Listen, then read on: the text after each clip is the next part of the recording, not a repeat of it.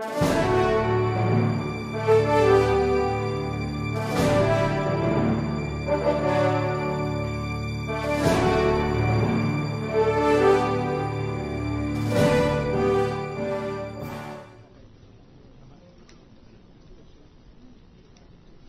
stipulate or admit, Your Honor, that Thank- the documents being identified are faithful reproduction of the respective original. Thank you, Justice. Madam Witness, may I direct you to Schedule C for Annex C of this contract to sell, which was marked for identification purposes as Exhibit NNN-3, entitled Purchase Price and Manner of Payment, Your Honor. For the record, Madam Witness, can you kindly read for the record how the purchase price of 3,588,931 pesos and 82 centavos be paid by the purchaser of this unit? Based on Annex C, sir, there's an attached schedule of payment. The deposit of 25,000 was paid on January 29, 2003. Down payment of 543,181 pesos and 82 centavos, plus a value-added tax of 56,818 and 18 centavos.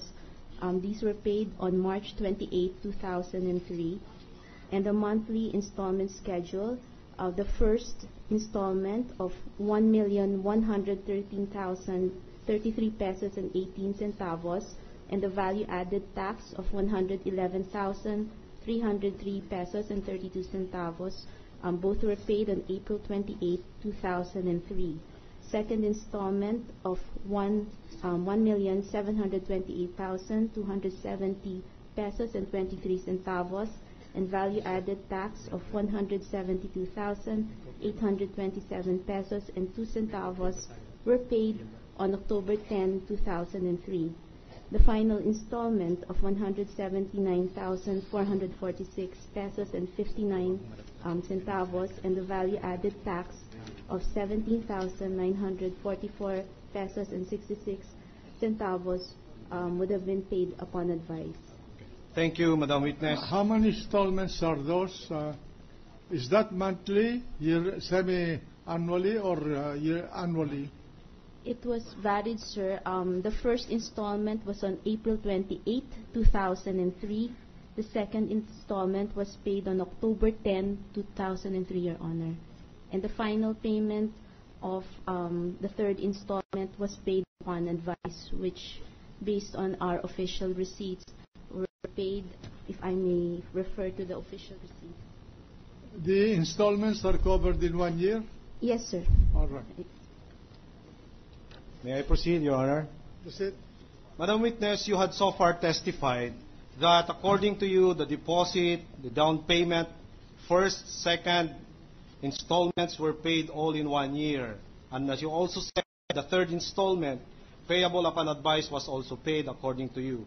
What proof, if any, Madam Witness, do you have that all these installment payments were indeed paid by Mrs. Corona? I have with me, sir, the original duplicate copy of the official receipts. May I approach again the witness, Your Honor? Proceed.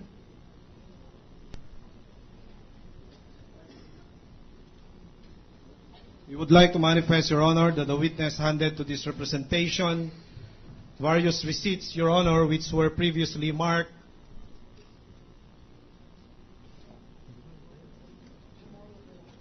during the pre-marking conducted by the Honorable Deputy Clerk of Court as exhibits 000 to 000-5 inclusive, Your Honor.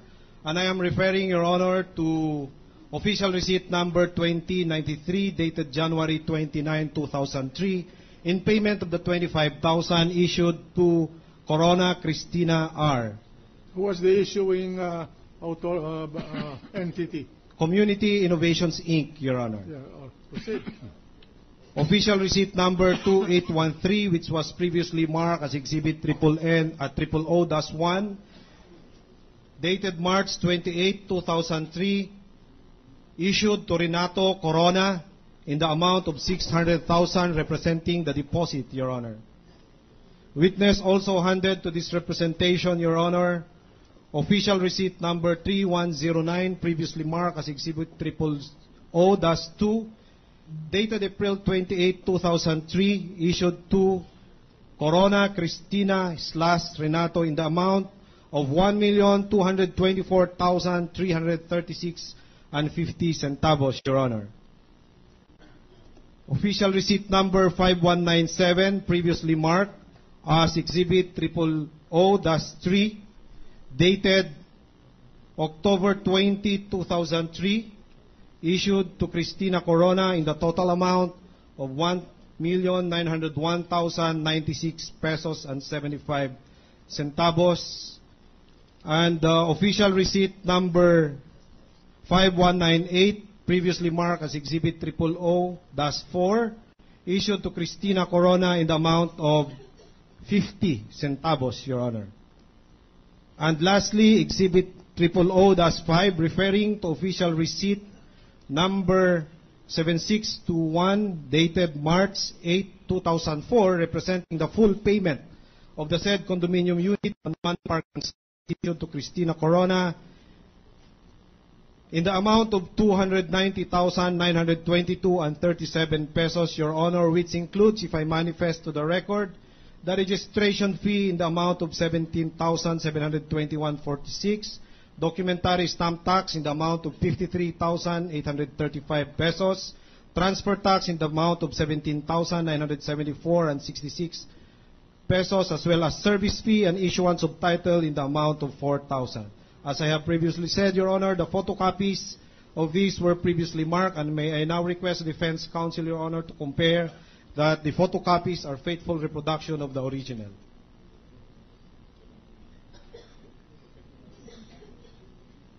I check that.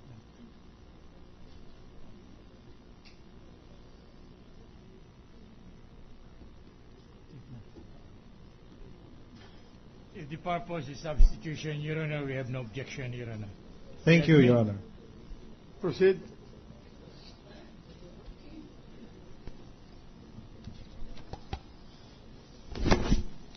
Madam Witness, you have so far again testified that Honorable Chief Justice Renato Corona and Mrs. Cristina Corona had fully paid the subject condominium unit as of March of 2004. What happened next, Madam Witness, after they had made the full payment? At this point, Your Honor, we will object to the basis of the question. There is nothing in any of these documents that the Renato Corona being referred to is Chief Justice Corona. What the document merely says is Renato. We will reform, Your Honor. I am just making a very respectful to the Honorable Chief Justice, the respondent in this case, Your Honor. But we are dealing with the documents. That's why I said there is no basis, Your Honor. Well, just let the document speak for itself. Thank you, Your Honor. What happened next, Madam Witness, after Renato Corona and Cristina Corona had made full payment of the purchase price? Question 2, General, Your Honor. What happened? They may have celebrated Well, their it's, 50th anniversary or what? Very general. Let us So consider, broad. let us consider that as a preliminary question. You may answer. The witness may answer. Thank you, Your Honor. After full payment, sir, we executed the deed of absolute sale. Madam Witness, one of the documents you were asked to bring to this honorable court is the deed of absolute sale.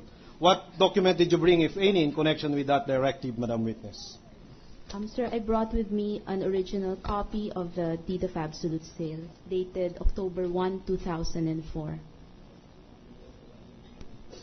Your Honor, we would like to manifest that the witness handed to this representation the deed of absolute sale dated October 1, 2004 between Community Innovations, Inc.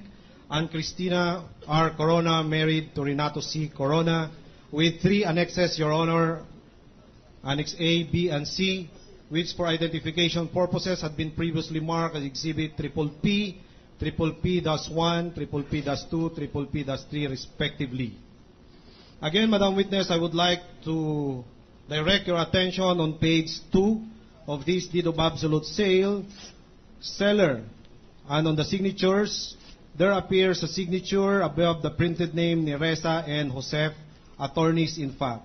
Do you know whose signature is this, Madam Witness? Just a minute. What's the date of that bid or say? Your Honor, the date is October 1, 2004. Proceed. I have a pending question, Your Honor. Yes, go ahead. Yes, yes, Answer sir. the question. Yes, that's my signature, sir. There is also a signature above the printed name.